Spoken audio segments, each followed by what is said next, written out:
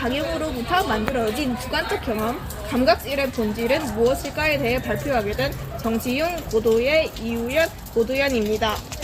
우리가 주변 세계를 인식하는데 가장 근본적인 역할을 하는 것은 감각인데요. 근데 그 감각에서 생성되는 감각질이라는 것은 주관적이며 그것은 물리적 현상으로부터 만들어지기 때문에 그 본질에 대한 활발한 논의가 이루어졌습니다. 그래서 저희 발표에서는 그 물리적 자극으로부터 만들어진 주관적 경험과 둘 사이의 관계에 대해 살펴보고자 합니다. 우선 감각질이 무엇인지 정확히 살펴보아야 되겠죠. 그래서 감각질이란 특정 감각 경험의 주관적인 느낌이나 질감을 뜻합니다. 예를 들면 빨간색을 보면 이걸 빨간색이라고 인식하는 그 경험 자체가 감각질입니다. 저희가 이 주제를 선정한 이유는 조원들이 다들 다양한 관심사를 가지고 있었는데 근데 그 감각질이라는 주제 자체가 되게 까다로운 주제여서 사고 실험을 많이 사용했고 이 사고 실험에도 관심을 가졌습니다.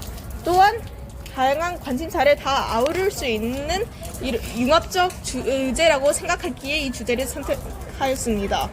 저희가 이 주제를 탐구한 방법은 우선 관련 책을 읽어서 배경 지식을 쌓았고 그런 다음에는 논문도 활용하여 그 현대사회와의 연계를 포함해서 조사했습니다. 다음으로는 감각질 개념 탄생 이전의 철학적 논의에 대해 알아보겠습니다. 고대부터 인간의식은 영혼과 연결되어 독립된 실체로 여겨졌습니다. 그래서 정신과 신체를 구분하는 전통적인 관점이 주류였습니다.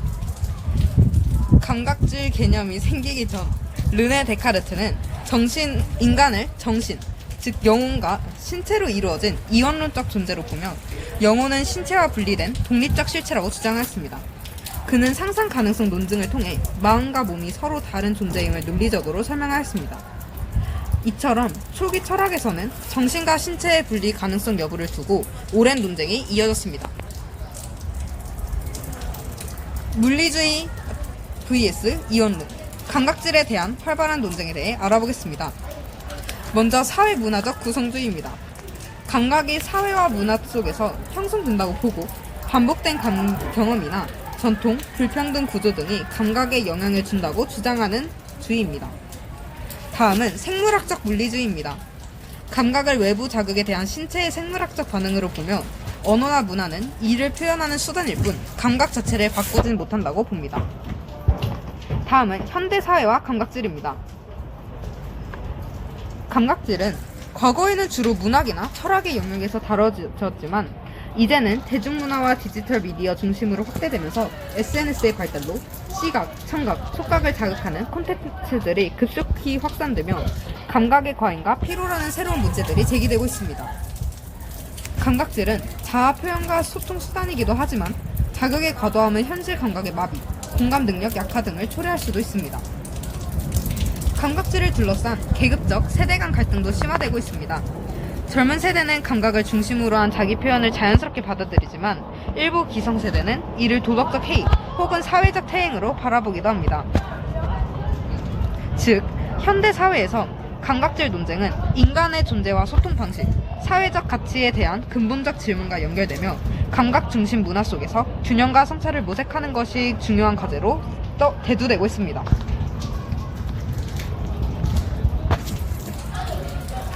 다음으론 사고 실험의 확장에 대한 논의를 이어가 보겠습니다. 사고 실험이란 실제로 실험을 하지 않고 사고, 즉 머릿속에서 상상을 수행하는 실험입니다. 이는 철학, 자연학, 인문학 등 다양한 분야에서 활용되고 있습니다. 저희는 두 사람이 고도화된 기술로 감각질을 그대로 공유할 수 있게 된 상황을 가정해봤습니다.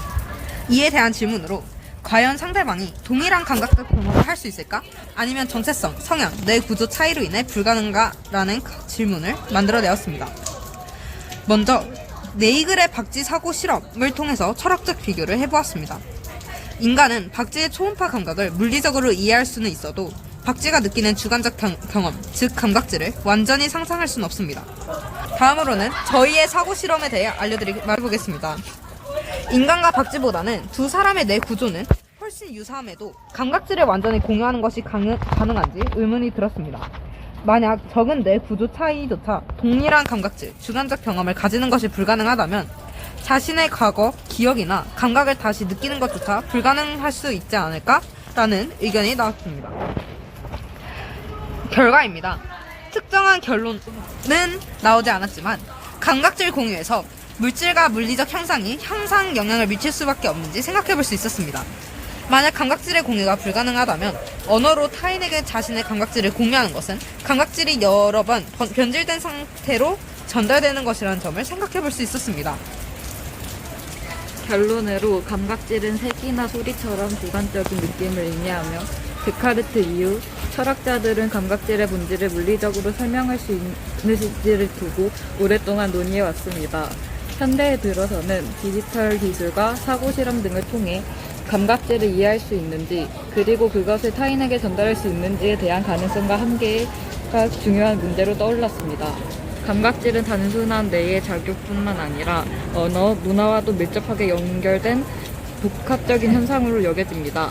따라서 감각질의 본질에 다가가기 위해서는 철학뿐만 아니라 뇌과학, 언어학, 문화 연구 등 다양한 학문 간의 협력이 필요하며, 이는 실질적인 사회 문제 해결에도 중요한 기여를 할 수 있을 것입니다. 소감으로 이번 활동을 통해 철학을 다양한 관점에서 깊이 있게 탐구할 수 있었고, 친구들과의 토론을 통해 서로의 생각을 나누며 새로운 시각을 얻은 값진 시간과 경험을 했습니다. 평소 혼자 고민하던 주제에 대해 함께 대화하고 의견을 나누는 과정으로 철학에 대한 흥미와 이해를 더욱 넓힐 수 있는 시간이 되었습니다.